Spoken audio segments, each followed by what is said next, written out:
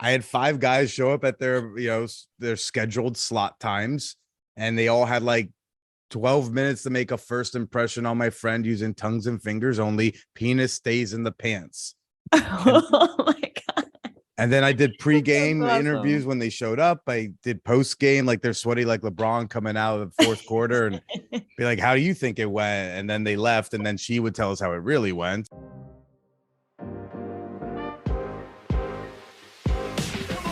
Welcome to What I Love About Sex, where some incredible guests and I, Steph Kanowski, will be bringing you the tools for improving your sex life with topics such as sex issues with your partner, sexual self-confidence, premature ejaculation, sexual shame, masturbation, sharing your fetishes, orgasmic pleasure, and more. Sex is still so taboo, and I personally believe that by improving our understanding and communication skills around sex, we can enhance our own self-pleasure as well as deepening our long-term romantic relationships. So listen in, try to stay open-minded, and let's get started.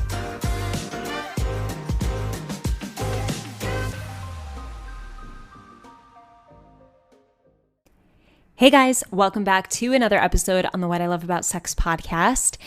I took a couple weeks off. That I did, which is very unlike me, as you know. So before you get pissed off, just know.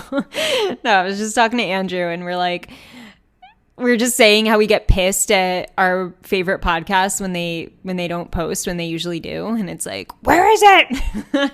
Fuck, what's going on? Throwing off my entire week. But yeah, that's kind of how I felt not posting. I was like, I've been feeling so off. A little out of routine. If you guys follow me on Instagram, you know that I'm dealing with some health stuff. I'm about to get my boobies taken out. I'm getting an explant. My fake boobs are coming out. I've been experiencing a lot of health problems, like symptom after symptom after symptom. And I'll leave that for another episode, but it's been pretty gnarly and it's demanded me to take more breaks and take more naps and podcast a little less, unfortunately. But I am here. I can't wait to share this episode with you because it is really... it's just so chill and real and funny. And probably one of the most real dudes I've ever met. I don't know why I called him a dude. He's not a dude. He's a really just incredible man. And we had a lot of fun on this interview. His name's Billy Procida. And he's a New York City comedian, a writer, and host of the Man Horror podcast. I was on the Man Horror podcast. Go check it out because Billy is an incredible interviewer. And it was a lot of fun being on his show. I felt like some of my most realness came out with him. And I feel like, it was the same with this show. Just two people talking about some real experiences, having fun in the process. And just super lighthearted and a little sad and depressing in certain moments. But we laugh at it because we're human and we have those sides too. So it's overall pretty great. Here is Billy. What do you feel about people asking your body count? I hate the phrase body count. I got asked. I do too. 2 days ago, somebody asked me this. I was like, "Is a dumb." I mean, let's just pause and be like, "Ew, gross." But here's a number. It's like. I feel like for us as millennials, it used to be, "What's your number?" Right? Yeah. And the new thing to ask is, "What's your body count?" So yeah, Gen Z. Somebody in between made it very aggressive. Like it's already an aggressive question. It's very personal. Now there's like, how many people have you killed? I want to start just being like 3 and people be like, only 3? I'm like, murder takes a while. It's a lot of planning. You got to think it through. You want to have a decent reason. Yeah, no, I'm not. But if people, even before when people ask the number, oftentimes I would respond first with, is there a reason why you're asking? Like, what does that mean to you? Why do you want to know? Like, what's my answer gonna give you? What is it? Just like, is it just trivia? Like, I'll give it to you if it's like a trivia, but if you're gonna attach some sort of deep meaning to it, and then I got to be real annoying and say like, oh, are we talking about PIV sex? And vanilla people will go, what's PIV? And the sluts will be like, how about any sort of sexual activity that can come to orgasm? And then I'm like, oh, cool, that's a different number. It's like, what does that even mean to you? Because if you talk Yeah, to queer people, it's a different, right? It's a different question, different answer. totally. And so, is a thing. That's funny. All right. Next question. What's your favorite part about dating? I love the first initial connection, like with somebody. I mean, if there's a connection, I love if there's a spark. Man, sometimes like there's no spark like that first spark. If it Mm. doesn't progress to like the big L and like the biggest of L's, I mean, sometimes it can diminish. The first date sometimes is better, and then you realize when you learn more about each other, oh, it's not as strong. But that first date and that first spark, that first kiss, that's chef's kiss. It's a lot of fun. It's really exciting. It's really cool to get to know somebody new. It's cool to almost like there's the mystery of like, will this click? And so once it clicks the first time, you go, oh, dopamine, give it to me. It's kind of So like riding. It's a high. Yeah. yeah. I like the high of a really good first date. Mm, cool. What's your favorite part about sex? Coming, is that not all of our favorite part? No, Similar. not It's similar. necessarily. It's that kind of that mystery of like what will this chemistry be, and then finding out, and if it's good, you're like, this is amazing. I'm right now doing like a stunty bonus. I'm doing a stunty episode of my podcast called the oral sex auditions part 2. Many years ago, I did this episode. My friend Roxanne was complaining about men not eating pussy, or like bragging about doing it, and then they're like not even good at it, and that type of thing. Yeah. So I said, let's hold auditions. What does And that mean? I had 5 guys show up at their scheduled slot times, and they all had like 12 minutes to make a first impression on my friend using tongues and fingers only. Penis stays in the pants. And, Oh my God. and then I did pregame That's interviews awesome. when they showed up. I did post game, like they're sweaty like LeBron coming out of the fourth quarter, and be like, how do you think it went? And then they left, and then she would tell us how it really went. And so we did that for a bunch of dudes. It's my most popular episode of all time. It's episode What's it 180. called? Oh, 180. Okay. Episode 180. It's the oral sex auditions. So I'm Oh my God.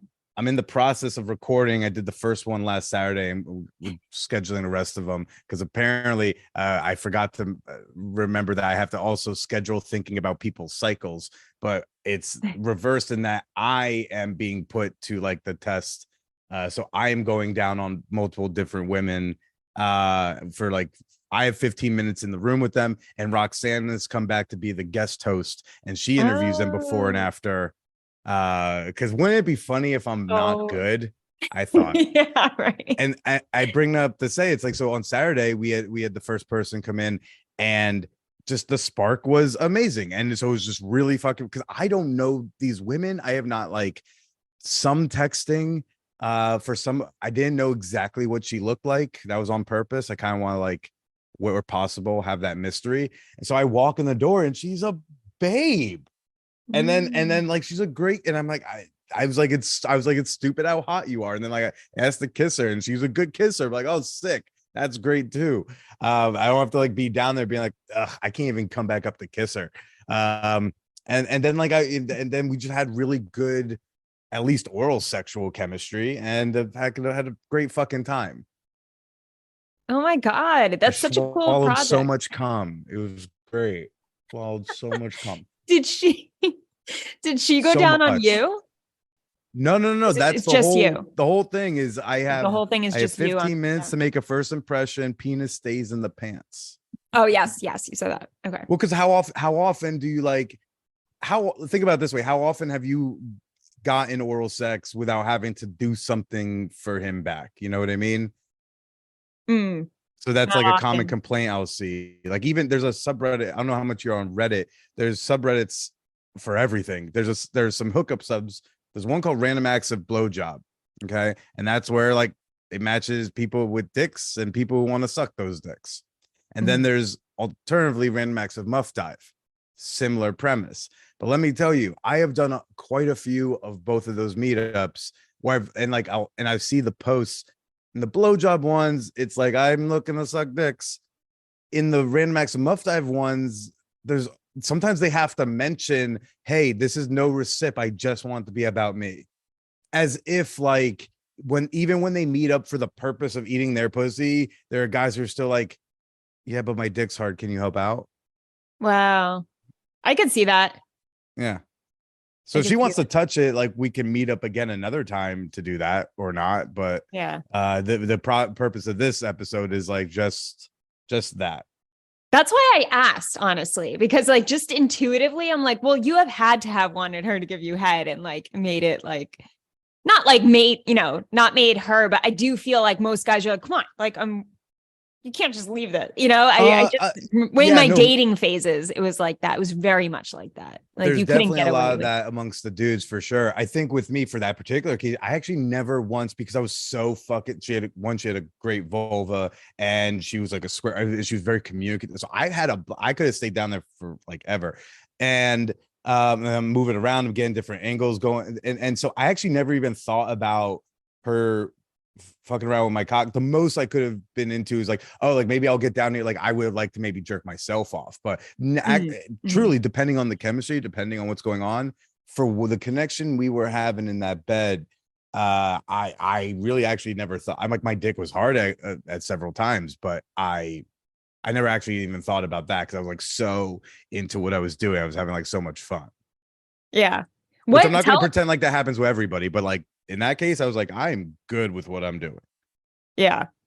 Yeah. Give me 3 tips for guys for eating out a woman. You don't like saying eating pussy, do you? I don't think I've ever said pussy on my show.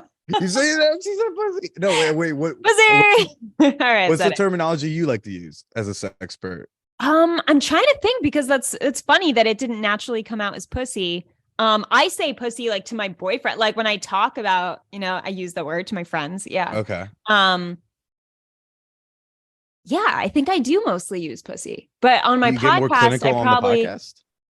What?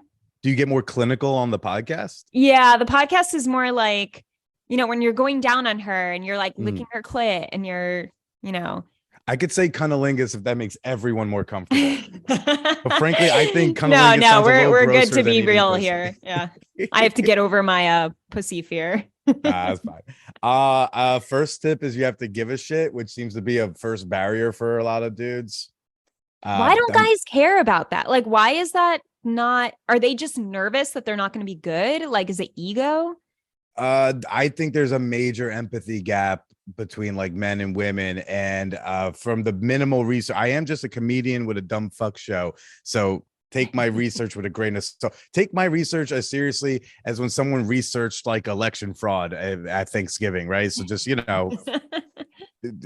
follow up. But like I had to write an article for Mashable back in the fall about like how men talk about sex, and from something I could see, it was like they couldn't find like a biological reason why we would score so much lower on EQ tests than women, because men have historically like scored lower on like emotional intelligence tests than women. So there's like the argument was like probably socialization.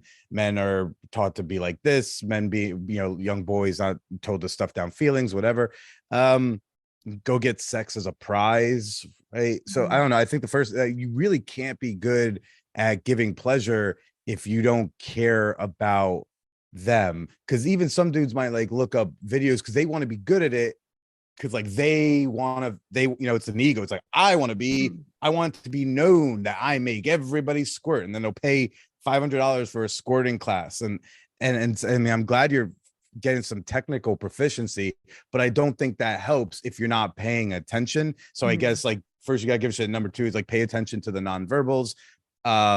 I mean, Jesus, like if you can feel that involuntary muscle spasm in the back of a hamstring or something, right? Those are good tells.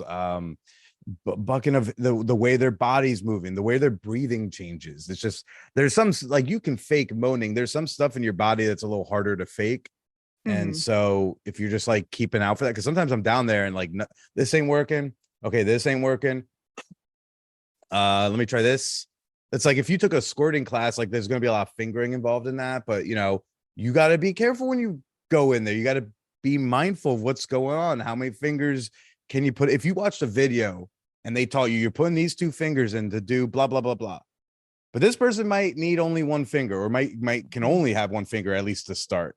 So if you're just like, well, I saw the video and it said this. I mean, if I have taking my fingers, not to be whatever, but like if I'm gonna go in, like I'm not just jamming in, I'm like getting like a soft in, because if I feel too much tightness, I'll just go with one, or I'll like look up at her and make eye contact, which I know is terrifying for some people, but like eye contact, just again, like, so are we good? If I feel okay, cool, and then I can do the video thing, or I'm like, oh, I gotta pull out. Let's do one finger at first, and maybe they work up to it. So there's a paying attention to their body as opposed to like paying attention to some sort of technical series of steps you learned, which is good to learn stuff like that. Just there's a human element involved. From a general standpoint, because it's always going to be different for every woman in some way. There's always going to be some tweak. Yeah, absolutely. I mean, there's a lot of tweaks that like can apply to a lot of people, but you have to have like a lot of tweaks in your toolbox. You know, you have to be ready to audible. I'm down there sometimes like Peyton Manning. I'm like, Omaha, shallower depth, pull back the clitoral hood on two, right? And then ideally we get the playoff. And sometimes we don't. Sometimes we get sacked in the backfield, and it's like, all right, you know, maybe this ain't the team. That's fine. That's kind of what this episode might become. You know, it's like Yeah. I like that you say that, because I do feel like some guys are just like, when I was dating, some guys were just way too confident doing what they were doing. And I was like, what are you doing? You know, and maybe it did work for another woman, and, you know, or maybe they just watched a video and assumed it would work for me. But like the lack of communication that would go on between around reading my body and also communicating with me to make sure I was enjoying it was just not there. Like when I was dating, it was almost like laughable, because all the guys I was with, like, first of all, it was like to get them to go down. It was probably like 30% of them would be like, oh, like roll their eyes sometimes, of like, come on. Like, I don't know why you still fuck that guy. I don't know why any of you are not saying, oh, you rolled your eyes? Out. That's it. No. Oh, no. But no. Men need, I feel like men specifically, human beings, but particularly men, people just need to learn that there's consequence for shit. And sometimes it's like, sometimes you have to have an unfortunate situation to remember the next time with the next person. So never to fucking do that again. Eyes, ladies, if you listen, as soon as he rolls the eyes, don't give him a chance to win back. Out. Yeah. Maybe you give him a chance a different night and he can come back and you don't have to say something. And if he does it naturally, oh, the dog learned. But if not, then don't fuck these guys. Yeah. Make there be a negative feedback loop. No, that's a really good point. And I didn't answer any of his texts again, never saw him again, never slept with him again. Yeah. But yeah, and that was the most recent one, which was a few years ago. But in my early college years, like 18, when I was like drunk all the time, like having drunk sex with everyone, like it was like, that's where I saw the biggest douchebags, of course, when, you know, they were young and they were just like, blow me and like, I'll do you after. And then they just disappear. It's like, they'd be like, oh my God, you asshole. I learned from my sex worker friends, you get paid up front. Okay. Sometimes a deposit. And then, you know, it's, and if you are, I will hold space for, like, if you are nervous, if you don't think you know what you're doing, if you're inexperienced, just say so. I mean, don't say it like you're telling them you have cancer, but be like, hey, look, I'm gonna be upfront with you. Like, you're a babe. It's like, hey, you're a babe. Love your body. Gotta turn your headphones up. Okay. And I really want to go down to you, but I don't have a ton of experience. If you're with a sexually confident woman, like, she will direct you. She'll give I didn't need, quote unquote, like, oh, I don't know what I'm doing in general. But on Saturday, she told me, like, hey, a little softer. Okay, now you can go harder. All right, I want to take a short break and remind you of my PE course. Yes, premature ejaculation. If you are struggling, feeling in control of your ejaculation, then you want to join my course. The link is in the show notes, and it's going to help you understand where your personal PE is coming from. Therefore, what is the best PE exercise to do? I have about 15 exercises within this course, and they will be tied to your cause of PE. I want you to fully understand your PE, because when you fully understand it, you can control it. I want you to control it so you can enjoy sex again. You don't have to have anxious thoughts going into sex. It could feel good. It could just feel simple and sexy and fun. So let's bring the fun back into sex. Go check out my PE course. Link is in the show notes. Can't wait to see you there. Hey, when I had my fingers in her, she said, I don't need to be fucked. I actually just want more like stroking and pressure, like on the G spot. Like hey, a little to the left. If you ask for instruction and she knows how to, and she's confident speaking about her body, she'll give you instruction. So don't be afraid to ask if you really are nervous and earnest about it, is what I would say. And if she rolls her eyes and assumes you should just know her body, then I think that's more her insecurity speaking than anything else, because that's not fair either, for women to just be like, you should just know what to do, because, we should both know to ask questions and check in with each other and our bodies. Yep. What's a lesson you learned that changed your life? Gosh, we're talking about sex and dating? Well, not really. I was just thinking in general. So let's not even make it about Don't sex. get into comedy. It doesn't pay very well. You're going to possibly limit your outlook in life. Certain women might not want to build a future with you because you don't seem financially stable. I mean, I didn't know if we were going that dark or if it was It was really depressing really fast. I can go there. I am a sad clown. So I've had to, I mean, there's been different examples over the course of like my 20s and all. But I had my first realization of it probably at like 24, 25. Remember that, like, it's not, and this is for anybody, it's not really gendered. There's stuff going on that's not about you that you don't know is going on. And not everything negative that happens around you is happening to you. Someone cancels on a date. Someone is late. Someone's not texting you back a certain amount. Maybe they're not interested. Maybe they're being shitty. And maybe some other shit in life is happening. And you're going to seem like it. There's only so many times you can look like a real asshole before you learn that lesson. And it's really great if you can learn that lesson without being an asshole, because I've been an asshole multiple times. And then I was, okay, that's very reasonable explanation. I'm going to go in this corner and die now. It's fucking, life happens. And let's just remember that, like, we experience something is happening to us, but that's not maybe the reality objectively. And so just keeping that in mind, I think that goes back to empathy. So like, keep the empathy brain on before you jump to X. Just remember, like, what else could be going on here. And even if they're being shitty, like, what's really the cost? Someone was being shitty. You're not going to talk to them again.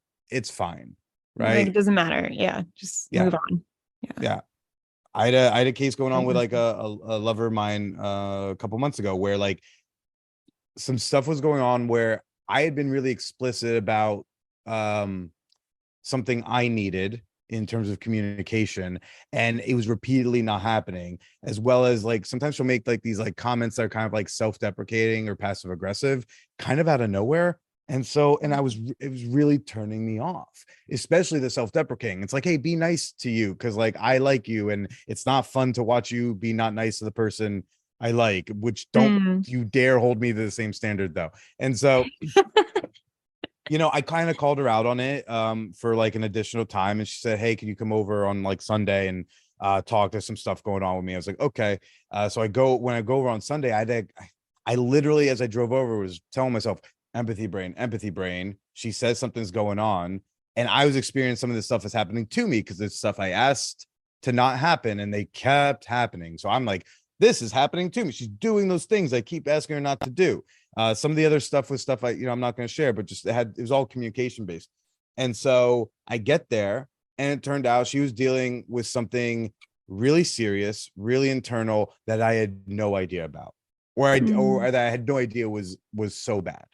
And I didn't go in there like, so what the fuck is happening? I was just like, okay, so like, what's going on? And I just let her talk, and she's sharing, and she's being earnest and she's being very vulnerable. And so, and it also reasonably explained what was happening. I also got an apology for the type of things for the stuff that was happening. I also got permission to push back on her softly moving forward if she's doing it again, knowing where it's coming from. But that also doesn't mean that it's okay to keep doing. And then I just got there and then I was like, okay, now I'm just here to take care of this person I care about. Now this isn't about like this thing is happening to me. I've like demanded an explanation from that. Now I'm just here to like take care of a person. But if the same thing had happened 3, 5, 10 years ago, I could not have done that. I would have been a real fucking jerk. And then it would have blown out in some big loud, like, well, you know what? I'm actually struggling with blank. And I would have felt like a real fucking jerk. And I would have, gone to a corner and died. Continued to make it about you instead of being empathetic towards her. Yeah. And again, this is not gender. I do think there is an empathy gap between the men's and the women's, but like this for anybody, it's like, it's not always about you. When you decenter yourself from stuff, that's one of the biggest things I've learned the last like 5-ish, 6 years. When you decenter yourself, oh my, do things change. So, yeah, I agree. That's actually something I've been taking into practice lately too, is like, why do we take all these little things so fucking seriously and so personally and attach so much like crazy emotion to it all and then hurt other people and hurt ourselves? And it's just like, do I have to be reacting this way? Like, how can I just, be my best self, be there for this person, like see more logic in things? I don't know. That's a turn I made recently of just dealing with shit in life. We're all going to die one day. Steph, now who's getting dark? You're rubbing off on me. Yeah, clown. The Dark Realities podcast. The Dark Reality fuck show. Let's do it. Let's get depressed and talk about sex. Oh, that's so hot. It's a great discussion among the goth girls at Hot Topic. Right. Life is meaningless except orgasms. We got to make sure that happens. It's the only way to get through this existence. Exactly. How was the Man Horror podcast created? Where did this come from? Was this like genuine conversations with exes where you were really curious as to why things were ending? Or was it kind of like this experiment from the beginning? I had this weird problem, like kind of like almost right away. I had a girlfriend my freshman year of college. But like, I mean, middle school, high school, like girls, not a thing I could really seem to make happen. And wrote a lot of love, unrequited love poetry, stuff like that. In college, I had this weird problem, and in my early 20s, where women would sleep with me, but they wouldn't date me. And some dudes are listening to that, and they're like, I do not see the problem. This is sounds awesome. But no, like I wanted a I'm romantic. I like cuddles and talking about feelings and holding hands and good sex and all that. But I wanted the love stuff. And anytime, it wasn't like every time I hooked up with somebody, but just whenever I did want to escalate to like boyfriend, girlfriend, it was always the chick who told me she wanted to keep it super cash. Right. Maybe that's a product of partially of where I was. I went to NYU. I was here in New York City. I was out here in these streets. And then, as always, let's just keep it cash. But normally when one person expresses like feelings and then the other was like, ooh, I don't have those, usually it ends, but they were still all like, hey, no, come back, keep your emotions to yourself, but come and do that thing with your mouth I like, And when it just happened over and over again, I mean, the straw that broke the camel's back was I met this chick on Tinder. We had 2 really strong, mutually acknowledged connected dates, right? Like we went and got drinks, super connected, hot makeout, met up again, hooked up a bit, super, like we're both texting each other being like, this chemistry is insane, this is awesome. I'm thinking I'm 24 and I'm thinking like, wow, this is actually it's happening. So I had a serious girlfriend in like 5 years. And so I was like, oh, this is great. And then she went, and then I just tell my therapist, because I'd had this idea of like some sort of serialized content utilizing past partners. I just didn't know if it was a blog or web series. I thought maybe it could be a podcast. I told my therapist about the idea because I was at time treating my therapist like an agent, be like, you think this would be a good idea? Because I need a sounding board. And so she goes off to upstate for Thanksgiving break. She reconnects with the old boyfriend. She gives me a call and said, "Hey, I'm so sorry, but like we're gonna give it another go." I'm crushed. I go to therapy that first like Tuesday after Thanksgiving, and I say what happens. And the first thing out of my therapist, Dr. Webster, says, "So you're gonna do that podcast?" And I'm like, "Oh fuck." Shot some texts. Enough people were down to do it. I bought some gear, and so I started having these conversations about like, why didn't we work out? And sometimes there's nothing really there. My episode 1 is with Nikki from Tinder. That was, that was not going to go anywhere, but no one needed it to go anywhere, but it was a really fun conversation. She like had accused me of like giving her oral gonorrhea and like sent me this like weird text being like, "You need to go tell all your little hoes to get checked out." And oh yeah, by the way, your jokes were like mediocre at best. It was damn. Funniest thing you said was that, when you were quoting Jim Gaffigan, I'm like, oh my God, this is unnecessary. And by the way, it turned out it was just mono someone else gave her. No big deal. So, oh my God. But then, the second episode is with Mistress J, who like I actually did like and had complicated feelings about dating seriously. And we kind of got a little more into that. And I got a little bit more clarity about like why we didn't work out. I think that was great. But yeah, so it started with like, I wanted a relationship and I wanted to find out why I was like fuckable, but not boyfriend material. And the reason it's called Man Whore Podcast is not like this, "Hey, I'm a man whore. Check out, I fingered people and went to bukakis." It was because, I'm very like open. I'm a pretty open book on a date. I'm not, I don't know how to like hold back. I've had to like learn filters. And so if we talking about sexual histories, I tried a lot of stuff. I'd had a decent amount of sex in a short period of time, going to NYU. We had Craigslist out here in New York City. I indulged. So like I did some fun, interesting, crazy shit. And so I think women would hear these stories and they'd always just say stuff like, "Oh my God, you're such a man whore," or "You're really slutty," or "That's great." But like, I was nervous that in the back of their head, they were going, "But I can't like, you can't bring that guy home to mom." So I legit thought, on top of it being like, I think a good podcast title that stands out, I thought it really acknowledged the idea of like, I was nervous I might be too slutty to love. And so I was like, let's do that little thing where we kind of put it out there. So, that's the origin story of the joint. Oh, cool. Yeah. Wow. Yeah. I never would think that a guy would think that way. Like, am I like, am I too slutty to love? I'm trying to think if I ever felt that way about a guy. I don't think so. I mean, for me, it always seemed like in my younger years, like maybe teens and early 20s, I'd be like, he's like a man whore, but like if he's with me, that would be like such a compliment because he chose me out of all the whores. Or, his hoes. Yeah. I don't know. You know what I mean? So it's like, even it would be like a reward if a man whore chose me. Yeah, like, but that's when I had a fucked up mindset too around dating and love. So yeah, and especially when you think about like non-monogamy and all that, where it's like, not about like choosing the exclusivity, is not this like, yeah, it's it is interesting. And by the way, it probably more turns out that I'm just like, I don't make enough money to be like a fiscally responsible life partner, but it's might be a little bit my personality too. Yeah. What does your dating life look like now? Like, do you choose to have like multiple lovers at a time? Like, what are you looking for? Are you open to sharing that? I mean, yeah, I'm open to sharing. Right now, I'm like, I am still reeling. I'm an inappropriate length of time after a very long 2022 of breaking up, getting back together, breaking up. Like the woman I thought I was gonna like have kids with, and like I thought like we're gonna have a life together.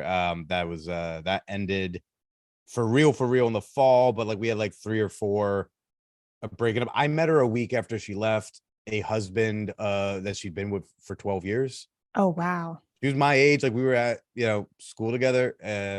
We briefly knew each other back then. So it was just more, she did her entire 20s and lockdown with one dude.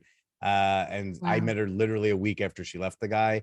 And I think bad timing is a major factor. So there's a lot of like, anyway, yeah, I'm pretty reeling from that. So I'm not, as I said, I've told people I'm not romantically available. I am Mm. emotionally available. I like to like the people that I fuck. I'm not in a rush. Some people would describe what I'm doing as solo poly, I guess. So I I Mm. don't I Mhm. don't love using labels I then have to explain anyway. I think labels are useful when I can say it and most people know what I mean. But if I have to No explain one it knows what anyway, anybody means anymore. yeah, they're like, okay, I know what polyam. What's solo poly? I'm like, you know what? Then I could skip that part and just say what I mean. And so it's like I guess like my most important relationship is with myself right now, and doing my healing and focusing a bit more on work. I haven't swiped on apps really this calendar year. Tinder and Bumble have undownloaded themselves. I didn't delete them. They just were like, let's give them some time. Let's leave him alone for a They bit. left you. Yeah. He's hurting. It's and so like I have some lovers in my life and I meet people and so that's cool. And so yeah, I like to have like I have multiple lovers. I have multiple friends that I have sex with or don't have sex with or coming in and out of that. I go to sex parties and I still have my fun. I still have a sex life. I'm not Mm. I have to be my own priority for now. And so I've just been really clear up front. Like one of the people I'm with, I've been seeing since like the end of June, and we're just really good friends. We have a fun sexual chemistry, and she's aware. Like we've all, and some people would hear that and go like, no, she's just waiting for you. No, they're not. Because I tell them, I'm like, Mhm. hey, don't keep fucking me. If I tell them up front, like this is not a thing where if you just wait it out, I will become of. I do not know. I do not want you holding out for something like that. And if someone who is a friend who cares about you, who will celebrate you and try to make you come, if that's not enough, then like let's go bang once. I mean, but no, let's not do the Yeah. thing. Don't even And go so, there. I got some regular folks like, and I meet them in different places. So the chick from late June I met on Field. Another friend of mine is like I met her at a bar in the fall, and then like another, my most recent newer person in my life, like we met like several months ago at a sex party. We hooked up there, and then it was like, well, like let's hang out. You like basketball? Yeah, I like sports. Like, okay, cool. She asked me. Friends. She's the basketball nut. Oh, My sport that's is football, awesome. so I'm still waiting for mine. Football and roller derby.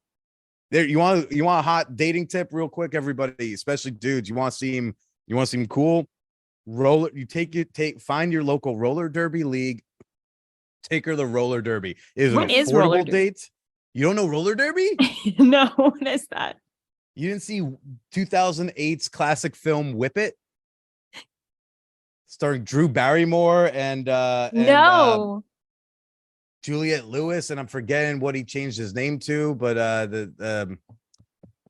the trans dude from Juno. Oh, it's great. It's about roller derby, and roller derby is just like is chicks on skates, and it fills in the violent gap that when NFL is done in February that I have to wait till the fall for. Now there is some new leagues in between. I might give them a chance, but like I'm already emotionally attached to roller derby. So yeah, basically they're on skates. So it's like they're racing around, but you can do some You can hip like hit each checks. other? Oh You can do shit. like there's rules. You have to do like hip checks and shit. But I mean, I one time was at Coney Island. I was watching a bout and I saw a chick get clotheslined and they stopped the whole thing for 5 minutes. She's Oh my down. God. It was so sick. It was I did not know this is the thing. I need to oh go. yeah, it's great. What makes you feel like now that you're kind of just taking care of yourself, but still having an active sex life, having fun, but not being romantically available? What needs to happen for you to be romantically available again? I need to be able to hear Caroline Polachek songs and not cry. Mm. You know, no, I don't know. It's we're at the point we've crossed the threshold where the therapist is now. I will say, like, I hate that I'm still reeling over this, and he's finally acknowledging it is a little long. Like, I'm like, okay, cool, and it's like I know, but we're at the point where he's acknowledging, like, bro, gotta get over there. Yeah, look, this was a person that it wasn't just that I was in love with her. I know I will be in love again. It's not Wait, when I did that don't end? the last official breakup where like we were together and broke up was early May of last year. But then creep back into the life, and there was a will they won't they, there was a little bit of this and that, there was like a maybe, and then in November, like pretty final kibosh was put on that. This So past November? yeah, this past 22. November. Okay. Yeah. So I gotta be in a place where I'm not it's again, so what I was saying was like it's not just like, oh, I'll never be in love. I feel like I unlocked the secret level in the game of love or whatever. It's not just like, oh, I'm on love. It's like, no, but if you hit the left button twice and hit the knock on that wall in between the second and third doors, actually a different door opens up and you're in this entire different like secret level. That's what it felt like. I've been in love before, right? I've been in relationships. I've also thought I was in love and wasn't, right? Like people want to tell me X, Y, and Z. I go, not for nothing. In my defense, I have good volume to compare everything against, and there's nothing that's been like this woman before. Uh, so I It's just harder to get over. It's taking a little more time.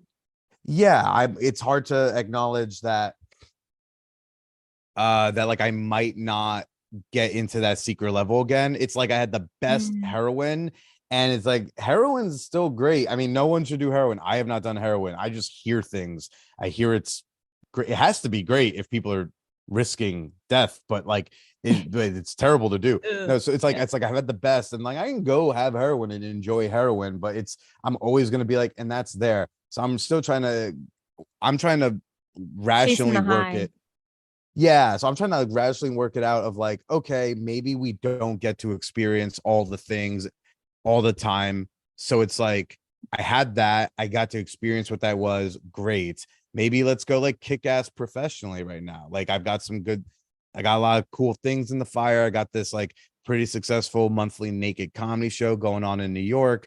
I've got this like small project I'm finished publishing. The podcast hit 9 years. I got some stuff I'm working on. I've been writing for Mashable in the last like 6 months. So okay, well maybe let's go kick ass there. And maybe I can learn. I'm trying to learn how to appreciate what I had instead of just like lamenting that I may not have that specific feeling again. Even though I'll have love again, I just maybe one day I'll be able to go like, man, that wasn't that great. That's cool. And this person's great too. Right now I'm worried about like committing myself, prioritizing somebody, and still longing over somebody, and which would be shitty for them. So I don't want to even get into that, and I want to have a better hold of this before I pursue. I don't want to expose somebody else to that too much. Right now, I don't feel bad if I have to open up to a lover about her. We call her Wallet Note Lady. If I have to talk about Wallet Note Lady, which I try to minimize, but like I don't feel bad about it because like this is first and foremost my friend. We have sex, but they care about me. So if I'm having a hard time, I can talk about it. Yeah. And I like how you set very strict, like obvious boundaries with, the people you're sleeping with now, because that just creates a more comfortable environment for the two of you. And I think, everyone can learn from that to, if you're just sleeping around and there's any guilt about it, or like, you're not sure if you're leading her on, just be upfront. Like, just from day one, be upfront and tell it how it is so that they know exactly where you're at. And then you could, and if you're receiving that upfrontness, also have the discipline to go, oh, this seems great. But if you can't handle what they're putting up there, don't go in that. It's like you watching a horror movie. Don't go in that. Don't go in that door. You're such an idiot. Stop. You ever see a horror movie on 125th Street? Just don't go in there. Right? So just don't do it. It's or be like, you know what? Maybe I'm gonna bang it once. That, I mean, if you can regulate, if you can do that, fine. This is in the love box. I'm going to keep this dude to like a dude I don't text too much. And sometimes we fuck and grab drinks. If you can do that, cool. But like have some discipline and like know yourself of what you actually can and can't handle. But yeah, no, I try to set that up front. Cause like some people will say, what? I warned you. Yeah. Yeah. No, that's just as important. What you're saying is the discipline. Like I was with someone for 7 years on and off. Whoa. just as a fuck buddy. Like we were just fuck buddies. And I wanted something more. Every so often I would crave something more, like every couple of years. And we would have this talk and he was like, no, like I'm not wanting that. And like, blah, blah, blah. And then I would end up sleeping with him again. And then we became really good friends. And then it was just 7 years of like, is he my friend? Like he's always rejecting me when I want something more. Like, why am I still here with him? What am I doing? Like, what How is good was this? that dick? It was so no, it was honestly just so fun being with him. And we had such good chemistry. It wasn't even just about like the actual sex itself. We had a lot of sex. Well, how good was that dick, Stephanie? It was good. It was good. Even more so though, honestly, like he would go down on me a lot. I will say that. It was more about that than his dick. Honestly. Man, the bar is so low. It's so you know how low the bar is? The bar is right above her pubic bone. Or it's like it's right below. Sorry, it's like right above her kneecaps, and you just gotta lean over it into her crotch. That's it. Where the bar is. That's all you gotta do. Truly. Yeah, but it was so sad leaving that relationship. Like I remember crying multiple times because I'm like, can I do this? You know, like, can I leave this friendship or sex relation, whatever the fuck this is? Like I was so like confused and aggravated, but like he kept telling me this is what it is. It's not going anywhere. And I was like, this is my fault then. This is on me. Like I need to break this. And even though he kept texting me, like I struggled and fought to just ignore. And then I finally did it and he stopped and I'm like, oh, I'm like free of that. But it was hard. It's very hard. It's very hard. I'm like nervous because if she calls right now, if I do not disturb, if I uncheck the do not, I actually have, you know, I love the do not disturb setting as like an ADD person. But you can set like different ones, you know that? Like you can have a different set. So there's a general and then you can have specific. The personal one is literally like mute everything but her. You can ping me if it's her.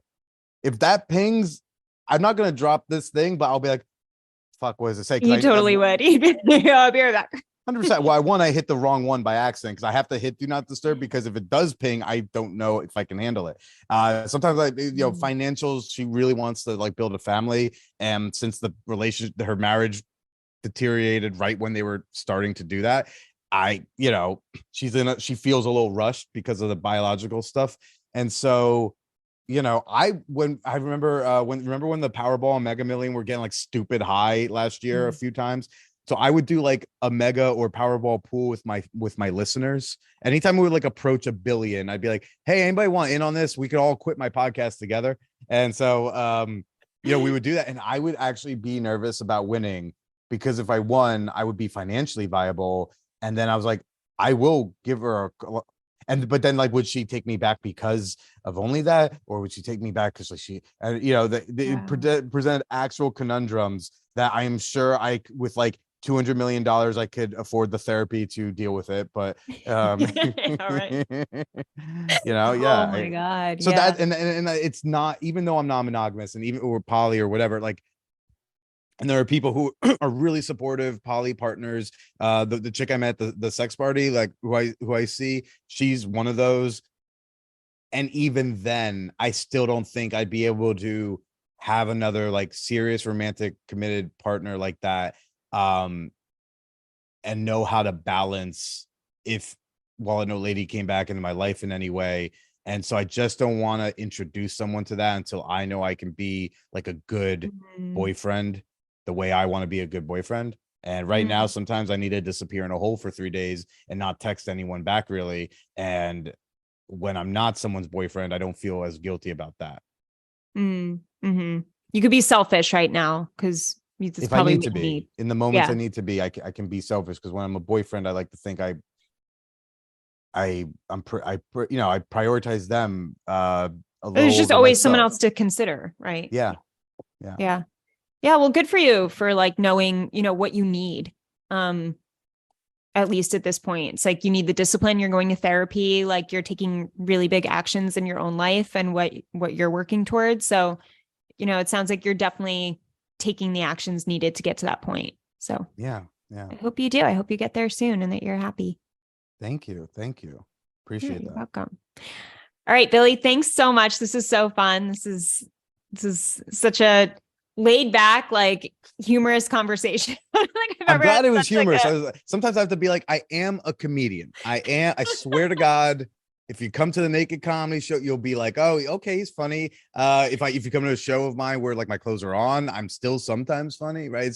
I have a lot of comics on my podcast, and I feel because I like to do sincere, connected conversations on the Man Whore podcast, right? Like I like to. So when I have comedians on, I have this superpower where I have really funny people. I just had on Jay McBride, who's like who just he's a Comedy Cellar regular and has a special up on YouTube now, and she's great. Comes on and somehow I make us all unfunny by like, but let's talk about feelings. Oh, you told that little funny thing, cool, but like, what did that mean to you? You just ruin it. And then at the end, I have to be like, they are really funny. If you listen to them anywhere else, please go follow them. Here, blah blah blah. That's hilarious. Oh, I think you're still funny even when you talk about feelings. So thank you. All right, Billy. I want you to just leave the guys with some word of advice here and just take it away. Give a shit. I don't like it because it all trickles out of giving. If giving a shit is at the core, it all just trickles out naturally. As opposed to me giving a tip to do. How about just feel like you care, and then like I feel like that will inform more of your decisions. How do you feel like you care? How do you know that you legit care? I don't know. I was just raised by like probably one of like the kindest, most sincere like women in the fucking world, Bobby Procida.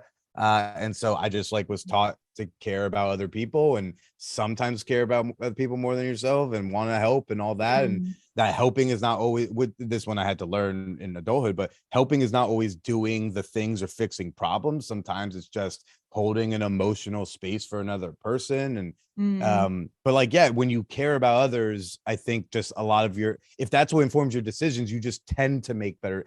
I'm not perfect. I'm no angel, but just the pattern is you tend to make more empathetic decisions as opposed to, okay, I give a shit. Okay, I give a shit. Now what? How about just go to therapy? How's that? That's my one tip. Guys, go to therapy. Start there. Do that. They think it's hot now. It's in vogue. Yeah. I mean, it is. Whatever gets them through the door. Because, a lot of guys, like, I think they're hearing the message. Oh, fuck, I go to therapy. You know what? You still got to do stuff with it, but at least they're in the door. Some people will accuse me on occasion of using feminism to get laid. And I would be like, if only all men did that. If only. Imagine, I don't know if anyone saw The Dark Knight, whatever many years ago. There's that scene where like Harvey Dent and the mayor are in there and they're talking about like this big RICO case and like, well, all the big cap, they'll be able to get out on bail, but the middle and low guys won't. He says, imagine what you could do with 18 months of clean streets. 18 months of all men faking feminism just to get laid. Imagine how much less all that terrible stuff there would be, at least for 18 months. And some of them might even stick with a few. It would be a happy world. Encourage it. I hope this episode helped you. If it did, I would love for you to leave me an iTunes review. It would mean the world to me. You can also screenshot your favorite episodes and tag me on Instagram @StephKanowski. And before I go, remember, your sex life is as good as you make it out to be. Until next time.